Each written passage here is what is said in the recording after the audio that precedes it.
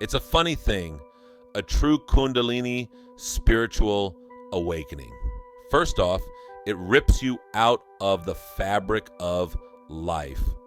Kundalini dissolves life as you know it, out of the matrix of what you've come to consider reality, including the way you interface with the world, into the fire of transfiguration. While in these bouts of extreme heightened experiences in the inner and outer worlds of spirit, everything is changing. Night school is open, taught by an Egyptian god. I had no idea at that time who he was. Soon to learn his name. Thoth. The mundane, day-to-day chores, duties, and happenings that make us human in our modern-day society begin to lose meaning. Laundry, bills to be paid, but I'm busy with the gods. Heightened, crystal clear moments of divine knowing, heightened bouts of clearer, expanded like never before reality and experience versus the common, mundane moments that most live in. How to bridge these two? Do I need to bridge them? Perhaps it's just ego creating division where maybe need not be. The ego is always involved in separation and never unity. At the time, I didn't realize all of it. But looking back, I now see that it was the conflict mostly between higher and lower self. There was also this sense that I must somehow figure out a way to reintegrate myself into society. How do I move through this world after such experiences? During this period, when I was living with Melanie, my awakening Kundalini energies were very extreme. Over the next year or so, we started drifting apart. It became obvious that we were becoming less and less compatible. It was also during that time that Melanie became pregnant. She had always wanted to be a mother. I was very excited about the prospects of being a father at that time. It made me feel buoyed and proud. Part of me, at least. I remember shortly into the first month of Melanie, knowing she was with a child. We were sitting on the couch one evening, and I had a vision of this child and myself after her birth. A young girl, a beautiful daughter, and the two of us bonding and having this incredible father-daughter love affair, a very deep appreciation for each other, very precious. I could feel the bond and the love that was coming this way for me. This would be a feeling that would come over me very powerfully at moments. Not just once, but several times during this brief period. This one evening, we're sitting there on the couch. I knew at that moment that Melanie and I were not going to remain together. I could feel it. I could feel our paths diverging. I was being called to something else. It seemed that the choice of this path, having a child with Melanie, was not for me.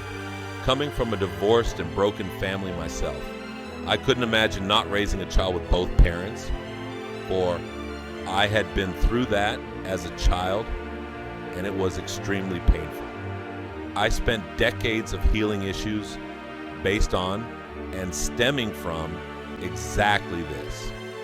I didn't want to put another child through the pain I had experienced. Something in me, in that moment on the couch, I made a choice. I know it was and wasn't a conscious choice. Something greater within was choosing it for me, it seemed. It was within 48 hours. Melanie had a miscarriage and lost the baby. Of course, as a good partner, I counseled her and comforted her, and we both cried and grieved. Deep inside, I knew it was probably for the best, at least for me at that moment. It was shortly after that we broke up. During this period, my mother bought a house in Bodega Bay, California, on the golf course. She was living mostly in Hawaii, but bought the house, somewhat for me, so I would have a place. We thought I might have been dying during this period. After all, I had been very ill after returning from Cambodia. Often I did feel like I was dying. A part of me was dying. I'd go into these deep, depressive bouts, especially after a strong Kundalini surge, which would leave me truly disabled for weeks sometimes. This is not unusual with a Kundalini awakening. It might not be the majority of people who have such an intense experience. However, it's not unusual. I ended up moving up to Bodega Bay. Melanie and I were still very good friends and still would spend a lot of time together. It was very nice. I still cared for Melanie very much. I had a lot of time and space to just sit and meditate. Bodega Bay is very quiet and semi-remote. Very beautiful. I had ocean views and lots of peace. I would sit for hours upon hours, days on end, just allowing spirit and Kundalini to work their way through my system. Sometimes very exaltated and on high from the energies, and other times completely wiped out and depressed. To go deep into the process, which I did for days on end, I would be very heightened and have miraculous metaphysical events occurring around me a lot of the time. Egyptian stuff started coming up for me, besides Thoth. Osiris's energy started showing up quite a bit as well. There is a connection I have with Osiris that even to this day shows up still, now and then. I'd have what seemed like memories of the story of Osiris, the archetypal stories that are in all of us. In the collective, I'd have these without having read or studied anything Egyptian before the experiences. Osiris was killed and cut up and spread all over Egypt. It was Isis, his sister and wife, who gathered all the pieces and brought them back together to reconstitute the Egyptian god Osiris. However, she was not able to find his phallus. I would have experienced it over and over often. Sometimes when I felt the Osiris energy come through me, my genitals seemed non-existent. They were there physically, but they did not respond to me, and I could not feel them at times. I've known this since to be a gauge of the Osiris energy running through me. Now, for those of you who don't know, Osiris is considered the king of the underworld in Egyptian mythology. The Egyptians did not have an upper heavenly world like in our Western religions, only the underworld to which you went when you died. In Egyptian mythology, after death, one would go to the underworld and come to Osiris at the first gate, and he would be there with two other Egyptian deities by the name of Anubis. Anubis was a jackal-headed deity that guarded this gate and helped the individual through the gate after Osiris granted passage. There, you would meet Osiris with a balance scale. Osiris would take your heart and place it on the scale with a feather on the other side. If your heart was as light as a feather, you would gently pass through that gate. If your heart wasn't as light as a feather, you would have an opportunity to resolve the heaviness of what was unresolved in your heart. One could speak out about the imbalances and release it in doing so. I always have interpreted it as a form of confession. You would release these imbalances, then your heart would lighten, and you would then be able to pass through the gate. If you didn't release your burden, your heart was heavier than the feather. You would be sent another way and recycled in a different way. Maybe not coming back again. Nothingness. Think of it as a seed that did not germinate. Now, that's my understanding from research and reading it, as well as communicating with the energies that are Osiris and Thoth. Osiris and Thoth were also allies. These are stories of meaning that all of us have experienced in one way or another. In Bodega Bay, I had a lot of free time to be in my process. I was also working with clients by this point. I had new clients who were excited and grateful for me to start practicing my healing abilities. During those first few years of healing, if I had a client that next morning, often I would not sleep all night long wondering, oh my God, who do I think I am? Scheduling somebody to help them long distance on the phone, someone I've never met. How could I possibly help them? I can barely manage my own life. I would have bouts of incredible doubt. Not sleeping all night, then the day would dawn. The time of the session would arrive. I'd get on the phone with the client, and it would be the most miraculous session ever. So, there was the third dimensional mundane aspect of me. My lower self, which doubted my abilities, which juxtaposed with my higher self, was this miraculous aspect of myself that seemed to have the answers and the wisdom for anything and everything I could need.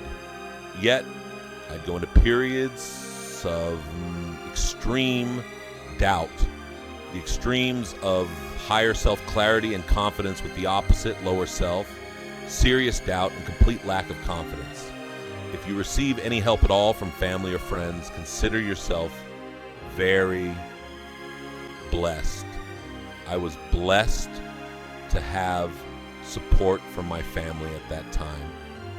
I'm not sure what would have happened if I didn't. Most people will see someone who's having an extreme awakening and think that they are perhaps psychotic, losing their mind, or just plain old crazy. During this period, I felt a lot of alienation from my friends. As a matter of fact, all my friends disappeared except for two. My good friends, Larry and Melanie. Larry and I are great friends still and always will be. This time at Bodega Bay was wonderful. It is beautiful up there. I go for long walks by myself on the beach, meditating, practicing healing, and energy techniques. There's this beautiful area called the Bodega Head, which is kind of a little piece of land that juts out into the water, the ocean there.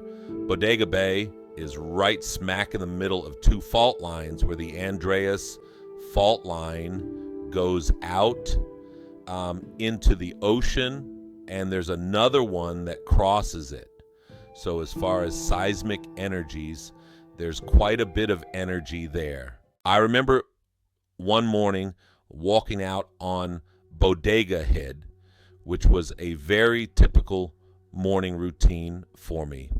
I always had this feeling as I was walking up the incline towards the top and center of the head. I would have repeatedly had this notion that I was walking up to the mount where either Jesus gave his Sermon on the Mount or going up to the place where he was crucified. For whatever reason, this was my experience repeatedly. Now, mind you, I've never read the Bible, nor do I consider myself religious. I do have a deeply personal experience and relationship with Jesus Christ, as I do with many of the ascended masters at this point in my life. I remember this one day walking up there, and I was convincing myself, I was in one of those moments of deep doubt. I was convincing myself that I'd made up the whole Kundalini Awakening in my mind. I was sure none of it was real. It was just a delusion.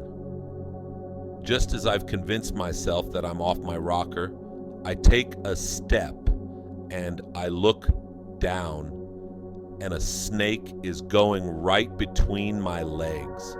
The Kundalini is often depicted as a serpent, a snake coiled 3.5 times around the base of the spine. It was at this moment that I realized that this was God, Source, Universe, debunking my doubt, reaffirming, yes, Kenton, you are having this Kundalini awakening. During this period, I would be very chaste at times, completely, righteously not using any marijuana or alcohol, which are things that have been prominent in my past, interspersed then with other moments where I just throw that all out the window and go and party and get drunk, maybe a little bit of marijuana, but definitely alcohol. There were several times in the area where I had profound experiences. When I didn't have too many sessions, I would go to a bar in a nearby town that was more populated than where I was living, usually in Petaluma or the town of Sebastopol. I would go to the bar and I would offer to give somebody a free reading that would be sitting at the bar. I've always had an incredible gift for striking up conversations with strangers. I could always ingratiate myself with individuals or groups of people easily if I chose to. At the time, I also didn't have much money. What I would do is offer to give somebody a 15-minute free reading in exchange for a cocktail. Some nights I would have 5 to 7 drinks coming at me with people waiting for a reading at the bar. This was a lot of fun for me. A lot of fun. There was one night when I went to Petaluma to just get out of the house once again, looking for some cocktails, fun, and conversation. Perhaps, if I was lucky, even getting laid, but this one night stands out. Over the years now, I've had many experiences like this. I was at one place enjoying a pint of beer, talking to a few people. The conversation turned somewhat metaphysical, spiritual, and it was fun for me and the other people. They consisted of a man and 2 women. The guy and I bonded. He was somewhat advanced spiritually and intellectually. We felt a connection. What a wonderful conversation. I remember. A few hours passed. Eventually I left. I went to my favorite late night after bar, fast food, which is Jack in the Box. Jack's cheap 2 for $1 tacos of all things. I pulled up to the Jack in the Box there in Petaluma. I look in the restaurant itself. It's more than half full. All the lights are on. It's busy. I pull up and park. As soon as I park and get out of the car, somebody pulls up right next to me, and I notice it's the guy who I was talking to earlier at the bar. I stop and say hello for maybe 30 seconds. I turn back towards the restaurant, which was just yards away.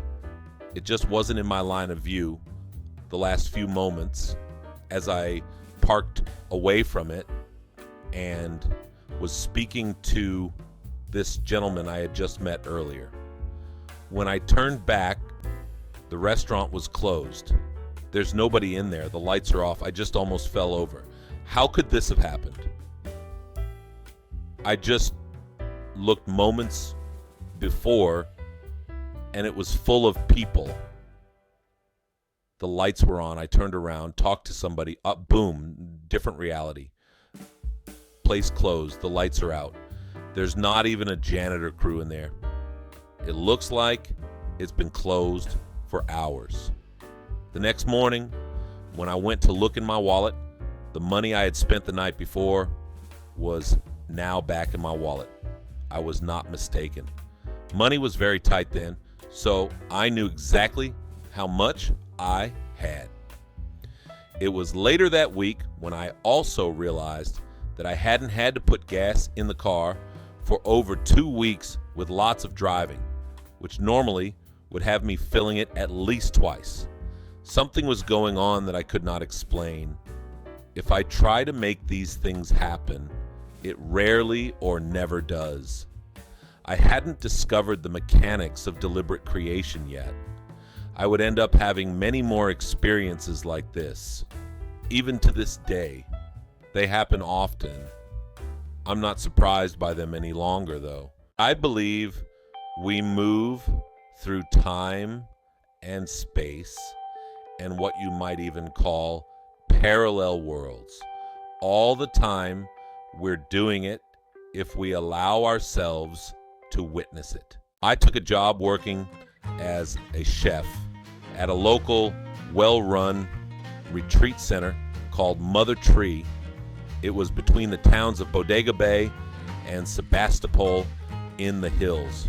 This was in the beautiful county of Sonoma, which is one of the most beautiful places in all of California, if not the world. I enjoyed cooking here quite a bit. It was a lot of work, but it was in the environment where I felt I belonged. I've always been a great cook, and I've always enjoyed it quite a bit. There is something magical that happens to me when I'm working with food. Ask anyone who has eaten my food. I love cooking. They had many groups come through there that were coaching, spiritually based and metaphysically based, and I enjoyed it. I met a lot of great people. One of the participants who came with an all-women's group ended up being someone who provided a very beautiful retreat center for me for my first few retreats that I would lead a few years later. She is the wife of a very wealthy tech titan. It was an incredible retreat center in the Redwoods between SFO and Santa Cruz. You never know how one thing leads to another. I was in an in-between state. My awakening was there, taking hold, but also my old life was somewhat still there. The awakened part of me hadn't overtaken the more mundane lower part of me. I'd oscillate back and forth between the two aspects of self. There was nothing wrong with that. It was all part of the process. I look back, I can see it was also one of the main teachers of discernment, which is a soul level lesson for me. We create the catalyst we need here in life to grow on the soul level. This is my belief. So for a few years, this is what happened. I went through various not so meaningful relationships. I was sexually active. My Kundalini and my sexual energy were still through the roof. So sex was almost always very appealing to me. Sometimes obsessed sexually and other times non-sexual. Lots of polarities. Sometimes in Kundalini you will feel extreme sexual energy, and in other periods completely asexual. No sexual energy at all. What's happening during those times is the Kundalini energy, and your sexual energy is being brought up into the higher centers. Second chakra energies rise into the higher chakra centers and even into the head, which can create anything from headaches and visions to incredible feelings and experiences of ecstasy and the feelings of transcending all on the human and material level. Even the sense and experience of merging with God's source. The sexual energy is focused in the second chakra, but when one becomes more creative and spiritually inclined, that energy is brought up through the chakra system, through the chakra column. This creates a more and more refined creative energy that then is used for things such as writing, healing, envisioning, meditating, and so on. Still to this day, for instance, when I'm very creative and writing and deeply in the work, usually my sexual energy is low, but my creative energy is much higher and functioning at a much higher place, mentally as well. Much of this sort of wisdom, ancient wisdom, is missing from our current cultural matrix. Many men are suffering these days with Great Depression, identity issues, and so forth, because we've narrowed the margins of how men are supposed to show up. Their basic maleness has been whittled away by psychological social norms that are now being imprinted at a young age. Psychological constructs are not meant for early imprinting. These are not growth-based constructs that support the male or both male and female in early and organic development. This is a huge problem that is leading to the mass sterilization of males and hence the human species. The semen count is way down in the younger male population. I suspect some of these reasons. Semen control is also very important. In this one, can learn to have sex with semen control, where you don't ejaculate. This also helps preserve that higher functioning itself. There are many books written about this. Montauk Chia is one of the masters whose books I started reading at this time based on these methods. I learned to channel the semen energy up the spine into the brain and the frontal lobe. Master Chia referred to this energy, once refined by channeling up the chakra column, as super duper pranic energy. Sometimes when one is very balanced and practicing this, one can direct a laser beam of light from the third eye to something to be transformed in a client, directing the beam of high vibrational light to the issue and watching it disappear right in front of your eyes. I've achieved this a few times so far, intentionally. It's an amazing experience. It is a superpower sort of stuff out of a movie or something. We are all capable of these feats. I became interested in studying with master teachers around this time. I went to a few courses around this time in St. Louis with Carolyn Miss. Carolyn is an amazing woman who has written many books on spiritual and self-help topics. She specializes in archetypes. She writes about spiritual and energy topics. Carolyn is a retired nun. She stands just a little over 5 feet, I believe, however, that she is a powerhouse giant who helped sculpt my journey. There were 3 trips there to St. Louis and 3 workshops of working with Carolyn. These had a profound effect on me. I still think of her with incredible admiration and respect. She's the real deal, as they say. I had a crush on her for a long time. I was becoming attracted to energies more than physical appearances. This would get stronger and stronger over time. Most people are attracted to the physical or ideas of what a certain sort of person will reward them with. Most people don't even know what they want in a relationship when it gets down to it. So many couples are miserable, yet stay together. Sometimes this is the soul learning difficult lessons. Sometimes just a sense of a strange commitment within the Judeo-Christian matrix most of us have been raised in. This was also when I began studying for a short period with Barbara Brennan, who was a NASA rocket scientist who became an energy healer. And she's written several books on the topic.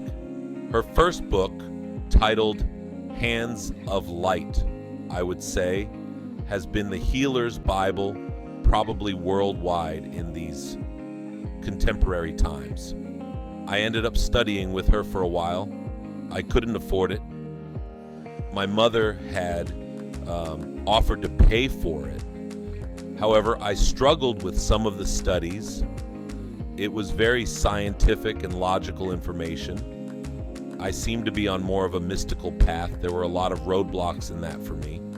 I only did first year out of a 4-year program, there was a part of me that felt sad leaving it, as though I had not finished what I started. But then another part felt great relief. And even to this day, I'm very grateful that I did not continue there. I've met several graduates who seemed not so great after the 4 years. Many were struggling with life afterward. Not to be disparaging towards Barbara Brennan, but that was my experience. I continued to have many powerful metaphysical experiences, though, during the period when I was studying there. It was also during this period that I met a Chilean woman from Santiago, Chile. Her name was Cecilia. She was also attending the Barbara Brennan School, and we had an affair during this time. I went down one Christmas to spend with her and her family.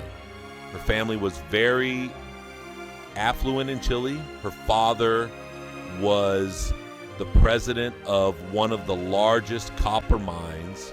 They were good friends with the president of the country as well as his family.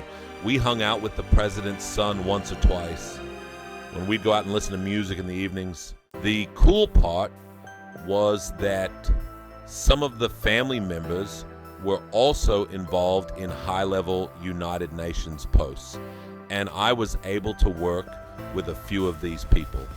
They wanted to have healing sessions with me.